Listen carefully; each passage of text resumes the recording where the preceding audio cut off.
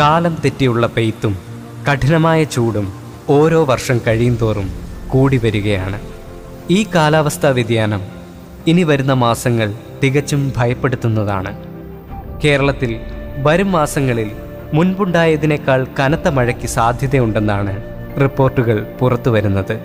2018 കേരളം നേരിട്ട മഹാപ്രളയത്തിനേക്കാൾ കൂടുതൽ തീവ്രതയോടെ ഈ 2024 മറ്റൊരു വലിയ പ്രളയമുണ്ടാകുമെന്നും സൂചനകൾ ലഭിക്കുന്നു. അതിൽ പ്രധാനമായ ഒന്നാണ് ഈ കഴിഞ്ഞ വേനലിലെ ചൂട്. ഇതുവരെ ഉണ്ടാവാത്ത രീതിയിലുള്ള ചൂടായിരുന്നു ഇത്തവണ കേരളം കണ്ടത്. താപനിലയും മഴയും തമ്മിൽ വളരെയധികം ബന്ധമുണ്ട്. താപനില കൂടുന്നതിനനുസരിച്ച് കടലിലെ ജലം ബാഷ്പീകരിച്ച് അന്തരീക്ഷത്തിലെത്തുന്നു. ഇവ മഴമേഘങ്ങളായി മാറുന്നു. ഇവയാണ് മഴയ്ക്ക് കാരണമായി മാറുന്നത്. ആയതിനാൽ താപനില കൂടുന്നതിനനുസരിച്ച് പ്രളയ സാധ്യതയും കൂടുന്നു. കേരളത്തിൻ്റെ ഇപ്പോഴത്തെ അവസ്ഥ വെച്ച് 1 മണിക്കൂർ മഴ നിർത്താതെ പെയ്താൽ തന്നെ പല സ്ഥലങ്ങളിലും വെള്ളം കയറി മുങ്ങാറുണ്ട്.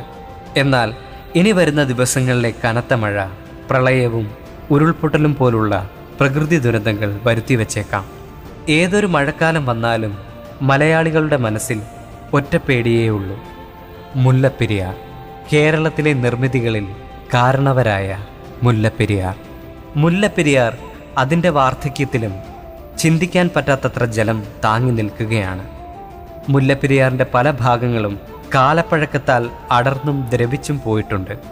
കഴിഞ്ഞ 10 വർഷം മുൻപ് മുതൽ തന്നെ മുല്ലപ്പെരിയാർ ഡാമിലെ ഗ്യാലറികളിൽ വൻ ചോർച്ച തുടങ്ങിയിട്ടുണ്ടായിരുന്നു.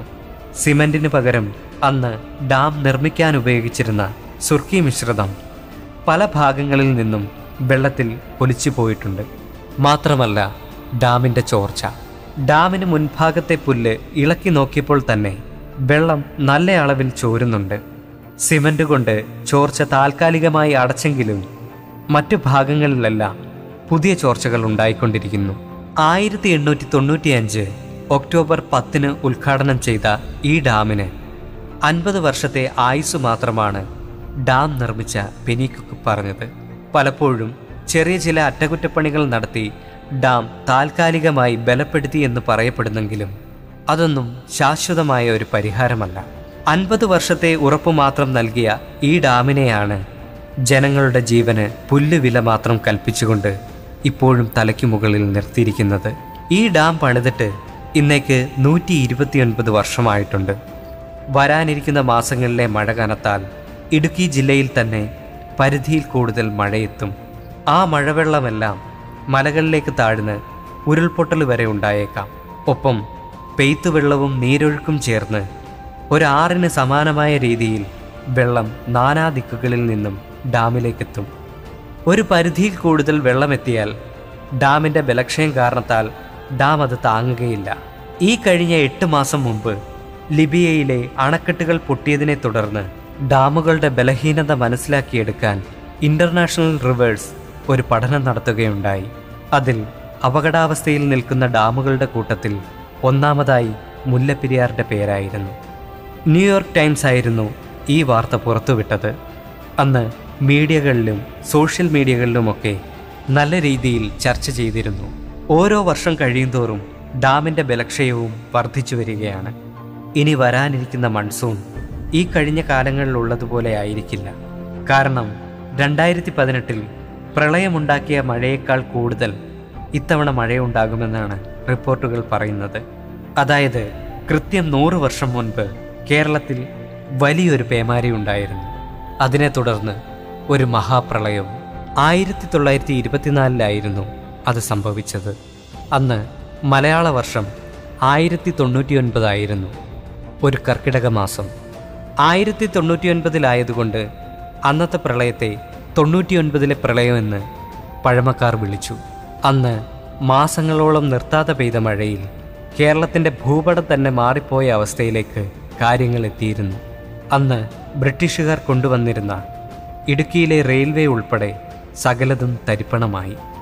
ഇന്ന് മാട്ടുപ്പെട്ടി ഡാം നിൽക്കുന്ന ഭാഗത്ത് അന്ന് തനിയെ മണ്ണുകൊണ്ടുള്ള ഒരു തടാകം രൂപപ്പെട്ടിരുന്നു.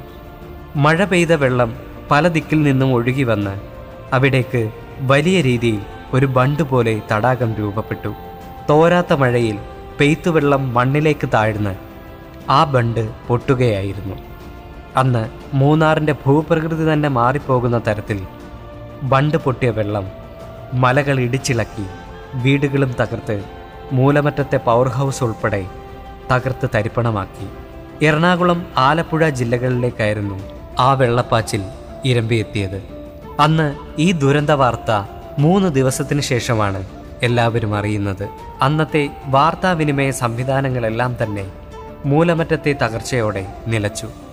ആലപ്പുഴയിൽ വീടുകളുടെ മുകളിലൂടെയാണ് വെള്ളം ഒഴുകിയിരുന്നത്. എന്നാൽ ഇനി വരാനിരിക്കുന്ന മഴക്കാലം 99-ലെ പ്രളയത്തിൻ്റെ സമാന രീതിയിലായിരിക്കുമെന്ന് പറയപ്പെടുന്നു.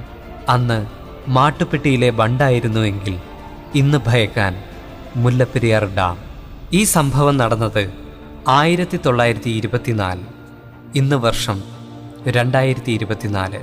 കൃത്യം 100ാമത്തെ വർഷം. മുല്ലപ്പെരിയാറിന് എന്തെങ്കിലും സംഭവിച്ചാൽ മാട്ടുപ്പെട്ടിയിലെ ബണ്ട് പൊട്ടിയതുപോലെ ആയിരിക്കില്ല. കാരണം ഇടുക്കിയിലെ ഡാം ഒരു കൊച്ചു കടലിന് സമാനമാണ്. മുല്ലപ്പെരിയാറിലെ വെള്ളം ഇടുക്കി ഡാം താങ്ങിയില്ലെങ്കിൽ കേരളം വെറും ഓർമ്മയായി മാറും.